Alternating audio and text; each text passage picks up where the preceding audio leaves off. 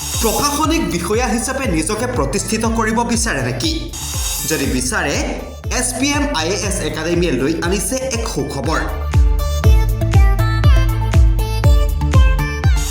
বিনামূলীয়া APSC কোচিঙৰ সুবিধা লাভ কৰিব ছাত্ৰ-ছাত্ৰীসকলে। আদিবাসী ছাত্ৰ-ছাত্ৰীৰ বাবে আহিছে এটা ভাল খবৰ। APSC প্ৰত্যাশীৰ বাবে সোণালী সুযোগ। আদিবাসী ৱেলফেয়াৰ এণ্ড ডেভেলপমেণ্ট কাউন্সিলৰ উদ্যোগত আৰম্ভ হৈছে সুপাৰ 50। ছাত্ৰ-ছাত্ৰীৰ সুৰক্ষিত ভৱিষ্যতৰ লগতে আদিবাসী জনগোষ্ঠীৰ উত্তৰণৰ বাবে এক প্ৰশংসনীয় পদক্ষেপ হাতত লৈছে আদিবাসী ৱেলফেয়াৰ এণ্ড ডেভেলপমেণ্ট কাউন্সিলে। জনগোষ্ঠীটোৰ মেধাসম্পন্ন আৰু প্ৰশাসনিক সেৱাৰ প্ৰতি আগ্ৰহী ছাত্ৰ-ছাত্ৰীৰ বাবে এই পদক্ষেপ কাউন্সিলখনৰ। পৰিষদৰ শিক্ষা বিভাগে হাতত লৈছে সুপাৰ 50 শীৰ্ষক এক গুৰুত্বপূৰ্ণ কাৰ্যসূচী। এই কাৰ্যসূচীৰ জৰিয়তে বছৰি 50 জনকৈ ছাত্ৰ-ছাত্ৰীক দিয়া হ'ব APSCৰ বিনামূলীয়া কোচিঙৰ সুবিধা।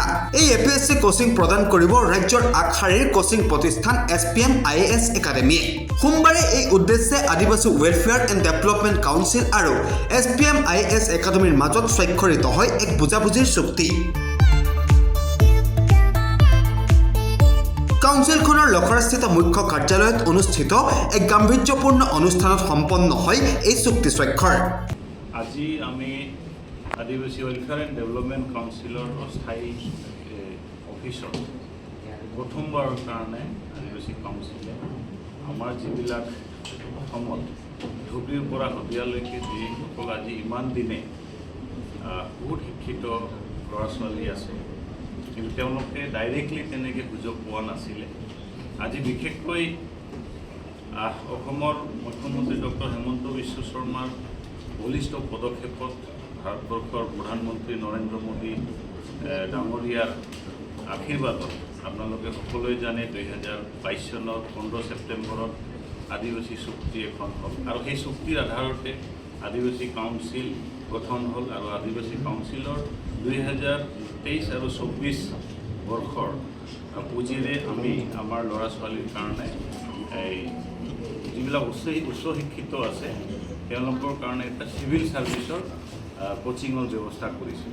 আৰু এই ব্যৱস্থাটো সম্পূৰ্ণ যিখিনি চৰকাৰী ব্যৱস্থাৰ মাধ্যমেৰে আমি নিবিদা গ্ৰহণৰ কাৰণে আমাৰ কাউন্সিলে এডভাৰ্টাইজ দিছিলে। তাৰপিছত বিভিন্ন ইনষ্টিটিউটসকলে অনলাইন তেওঁলোকে নিবিদা গ্ৰহণ কৰা হৈছিল তেওঁলোকৰ ফালৰ পৰা। তাৰপিছত প্ৰচেছিং যিটো প্ৰচেছ আছে সেই প্ৰচেছৰ জৰিয়তে আমি SPM যি IAS একাডেমী আছে তেওঁলোকৰ আমি ডকুমেণ্টছ নথিপত্ৰ সম্পূৰ্ণ আমি মানে পৰীক্ষা নিৰীক্ষা কৰি পেলাই আমি কাউন্সিলৰ তৰফৰ পৰা চিলেক্ট কৰা হ'ল আৰু আজি মানে শেষত তেওঁলোকৰ লগত আজি আমি এটা এগ্ৰিমেণ্ট চাইন কৰিম। আশা কৰোঁ এই যি উদ্দেশ্যৰে কাউন্সিলে আমি SPM IAS একাডেমীৰ লগত MOU চাইন কৰিলোঁ, আমাৰ ল'ৰা ছোৱালীবিলাকে যাতে চিভিল ছাৰ্ভিচত মানে যি আশাৰে আমি কৰা হৈছে যাতে সম্পূৰ্ণ তেওঁলোকে ছাকচেছ হয় আৰু এই ছাকচেছৰ জৰিয়তে আমাৰ বিশেষকৈ আদিবাসী ল'ৰা ছোৱালীসকলে এই যি নেকি আমোলা বিষয়াই হওক বা বিভিন্ন ধৰণৰ যি চাকৰি আছে চাকৰিত যাতে আমাৰ ল'ৰা ছোৱালী পায় সেইটোৱে আশা আমাৰ। গতিকে আমাৰ এই গোটেই প্ৰচেছটো আমাৰ কাউন্সিলৰে যি এডুকেশ্যন EM আছে অমৃত বেগ আৰু সেই অমৃত বেগৰ জৰিয়তে এইটো সম্পন্ন হ'ল। পৰিষদৰ মুখ্য কাৰ্যবাহী সদস্য দুৰ্গা হাস্তা, কাৰ্যবাহী সদস্য অমিত বেগকে ধৰি কেইবাগৰাকীও বিষয়ববীয়া উপস্থিত থাকে এই চুক্তি স্বাক্ষৰ অনুষ্ঠানটিত। আৰু এইটো ক'ব বিচাৰিছোঁ যে আজি আমাৰ কাৰণে এটা অত্যন্ত গৌৰৱৰ দিন, কাৰণ আজি এটা সমাজ আগুৱাই যাবলৈ হ'লে মূল বস্তুটোৱে হৈছে শিক্ষা। আৰু আমি অনুভৱ কৰিছোঁ যে পৰিষদে যিখিনি আমাৰ ল'ৰা ছোৱালীখিনিক হয়তো ইমান দিনে আমি সেই সুযোগটো দিব পৰা নাছিলোঁ, সেই সুযোগটো কাউন্সিলে দিছে।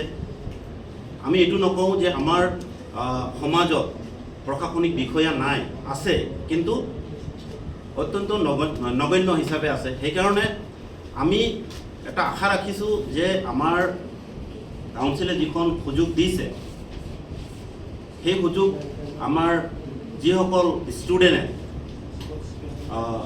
এনৰোল কৰিব তেওঁলোকে আগন্তুক দিনত আমাৰ সমাজৰ কাৰণে এটা